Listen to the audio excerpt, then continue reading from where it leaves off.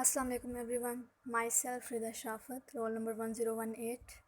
I just tell you that this is a combined presentation of roll number 1018 and roll number 1043. 1018 is me and 1043 is Asma Mateen. I'll explain the topic negative binomial distribution and geometric distribution. So let's begin. First of all हम negative binomial distribution की properties करते हैं. इसकी first property है that outcome of each trial is classified as success और failure. Means हमारे पास हर जो ट्रायल होगा उसकी दो ही आउटकम्स होंगी, या तो वो सक्सेस होगा या फिर फेलियर होगा. सेकंड नंबर पे है the successive trials are all independent. मतलब जितने भी हमारे जो ट्रायल्स होंगे वो सारे के सारे इंडिपेंडेंट होंगे. किसी भी दो ट्रायल्स का आपस में कोई रिलेशन नहीं होगा, उनके आपस में कोई डिपेंडेंस नहीं होगी. थर्ड प्रॉपर्टी है that probability of success remains constant for all trials. For example हम एक कॉइन को टॉस करते हैं तो हमारे पास हेड आता है. अगर मैं एसोसिएट कर दूं कि हेड जो है वो हमारी सक्सेस है, तो हमें पता है कि जो हेड होता है उसकी प्रोबेबिलिटी 50% होती है. अब नेक्स्ट जितने भी हम ट्रायल्स करते जाएंगे हेड की प्रोबेबिलिटी 50% ही रहेगी, वो कम या ज़्यादा नहीं हो सकती, वो मीन्स कांस्टेंट रहेगी. फोर्थ प्रॉपर्टी है that the number of experiment is repeated a variable number of times to obtain fix number of success. इसका क्या मतलब है कि हमने अपना एक्सपेरिमेंट उतने टाइम्स रिपीट करते जाना है जब तक कि हमें अपनी फ़िक्स नंबर ऑफ़ सक्सेस नहीं मिल जाती. इससे इसका मतलब हुआ कि हम नेगेटिव बाइनोमियल डिस्ट्रीब्यूशन में फ़िक्स नंबर ऑफ़ सक्सेस की ही बात करेंगे. इसके बाद डेफिनेशन है a random variable x has a negative binomial distribution and it is referred as a negative binomial random variable if and only if b steric x k theta. जब हमने binomial distribution किया था तो अगर आप लोगों को याद हो तो वहाँ पे हमने b सिंपल लिया था और पैरामीटर्स यही थे x के थीटा. बट ये नेगेटिव बाइनोमियल डिस्ट्रीब्यूशन है तो यहाँ पे उसको b स्टेरिक से डिनोट किया है. इक्वल होता है x-1 combination k-1 theta to the power k into 1 minus theta to the power x minus k for x is equal to k plus 1 k plus 2 up to so on. अब यहाँ पे जो हमने parameters use किए हैं ये किस किस को रिप्रेजेंट करते हैं, अब हम ये देखते हैं. The number of trials, x जो होता है वो नंबर ऑफ़ ट्रायल्स होगा, थीटा प्रोबेबिलिटी ऑफ सक्सेस है और 1 minus theta probability of failure है.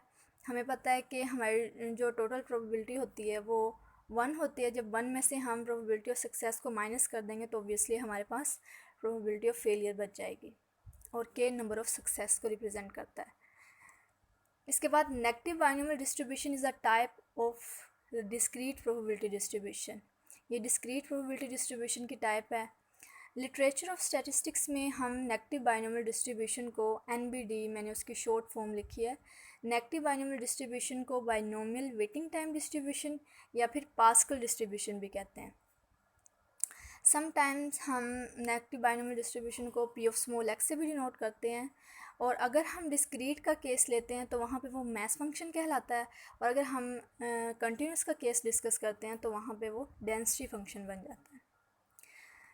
हमने बाइनोमियल डिस्ट्रीब्यूशन का टॉपिक भी पढ़ लिया है और अब नेगेटिव बाइनोमियल डिस्ट्रीब्यूशन की डेफिनेशन भी कर लिया है और उसकी कुछ प्रॉपर्टीज़ भी कर लिया है. तो अब इन दोनों में हम डिफरेंस देखते हैं. बाइनोमियल डिस्ट्रीब्यूशन का जो फॉर्मूला था वो था b of x n theta is equal to n combination x theta to the power x into 1 minus theta to the power n minus x. और नेगेटिव बाइनोमियल डिस्ट्रीब्यूशन का हमने अभी किया है b स्टेरिक x के theta is equal to x-1 combination k-1 theta to the power k into 1 minus theta to the power x minus k. जब हमने binomial distribution का टॉपिक पढ़ा था तो वहाँ पे हमने n को नंबर ऑफ़ ट्रायल्स लिया था, जबकि नेगेटिव बाइनोमियल डिस्ट्रीब्यूशन में x को नंबर ऑफ़ ट्रायल्स लेंगे. यहाँ पे मैंने ये n लिखा है, यहाँ पे आप लोग इसको ठीक कर लेना. यहाँ पे मैंने नंबर लिखना था, number of trials is equal to x. और बाइनोमियल डिस्ट्रीब्यूशन में नंबर ऑफ़ सक्सेस x को रिप्रेजेंट करता है, जबकि नेगेटिव बाइनोमियल डिस्ट्रीब्यूशन में नंबर ऑफ़ सक्सेस को k हम कहते हैं. इसका लास्ट डिफरेंस है in binomial distribution number of success varies while number of trials remain constant. Means जो नंबर ऑफ़ सक्सेस होंगे वो चेंज होंगे, जबकि जो नंबर ऑफ़ ट्रायल्स होंगे वो कांस्टेंट रहेंगे। और नेगेटिव बाइनोमियल डिस्ट्रीब्यूशन में ये ऑपोजिट है कि यहाँ पे नंबर ऑफ़ सक्सेस कांस्टेंट रहता है और नंबर ऑफ़ ट्रायल वेरी करते हैं। ये था दोनों में डिफरेंस। अब हमारे पास क्वेश्चन आता है that where we use negative binomial distribution. हमारे पास किस तरह के एप्लीकेशन और किस तरह के केसेस आएंगे जहाँ पे हम नेगेटिव बाइनोमियल डिस्ट्रीब्यूशन को यूज़ करते हैं। हमारे पास इस तरह की क्वेश्चन आएगा कि find probability that the 10th child expose to a contagious disease will be the third to catch it. Means हमने प्रोबेबिलिटी बतानी होगी कि जो 10th चाइल्ड है वो थर्ड चाइल्ड होगा जिसको वो डिज़ीज़ होगी।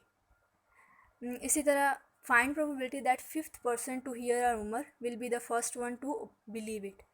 कि जो 5th पर्सन है वो फर्स्ट पर्सन होगा कि जो कोई रूमर सुनता है तो 5th वाला पर्सन फर्स्ट पर्सन होगा जो रूमर पे बिलीव करता है। तो इस तरह के क्वेश्चन जब आएंगे तो तब वहाँ पे हम नेगेटिव बाइनोमियल डिस्ट्रीब्यूशन को यूज़ करते हैं।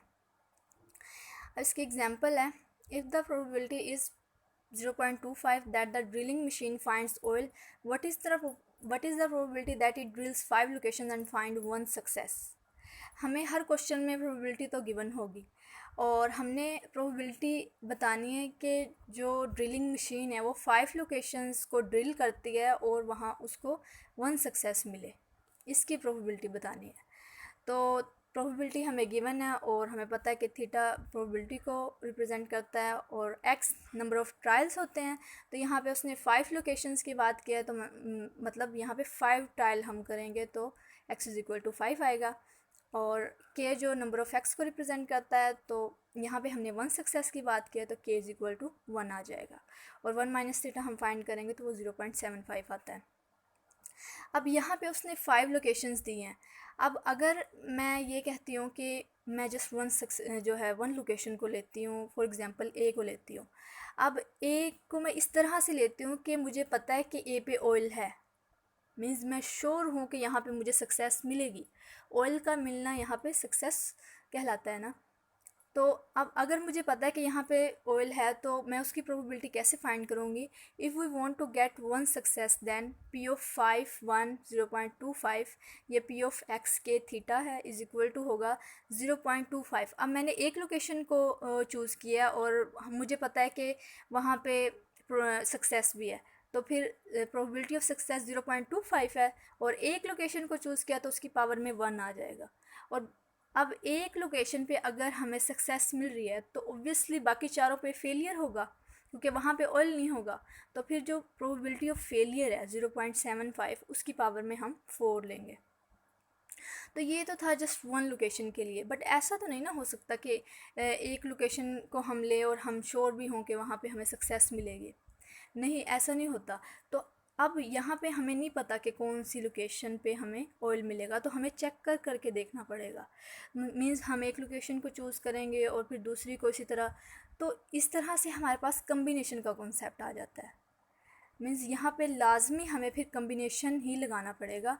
कम्बिनेशन बेसिकली होता है चूज़ करना, मतलब एक लोकेशन को चूज़ करें इसी तरह बारी बारी सबको। तो यहाँ पे इसलिए हम नेगेटिव बाइनोमियल डिस्ट्रीब्यूशन में कम्बिनेशन का कॉन्सेप्ट यूज़ करते हैं। अब यहाँ पे जब if we want to get 1 success having 5 locations then we will write p of 5 1 0.25 equal आ जाएगा 5 माइनस 1, ये x माइनस 1 है और इधर कम्बिनेशन k माइनस 1 होता है तो k ऑलरेडी 1 है तो 1 माइनस 1 हो जाएगा और 0.25 की पावर में 1 और 0.75 की पावर में 4। अब यहाँ पे क्वेश्चन ये भी है कि हम x में से -1 क्यों करते हैं और k में से भी -1 क्यों करते हैं। अब इसकी वजह क्या है कि अब जब हम कम्बिनेशन का कॉन्सेप्ट लगाते हैं तो फिर हम एक लोकेशन को चूज़ करते हैं। अब उस लोकेशन को चूज़ कर लिया मतलब हमने एक ट्रायल तो यूज़ कर लिया ना, तो बाकी 4 बच गए। तो जब हम टोटल की बात करेंगे तो फिर x में से उस 1 को माइनस कर देते हैं। मतलब यहाँ पे टोटल ट्रायल कितने हैं, 5 हैं, तो फिर 5 में से हम 1 को माइनस कर देते हैं क्योंकि एक तो हम चूज़ कर लेते हैं। और इसी तरह जो लोकेशन या जो पॉइंट हमने चूज़ किया मे बी वहाँ पे सक्सेस हो, तो इसलिए हम नंबर ऑफ़ सक्सेस में से भी एक को माइनस कर देते हैं। तो इसलिए x-1 और k-1 आता है यहाँ पे। तो इस तरह से हमारे पास एक थ्योरेटिकल वैल्यू आ जाएगी 0.079, ये इसका आंसर है।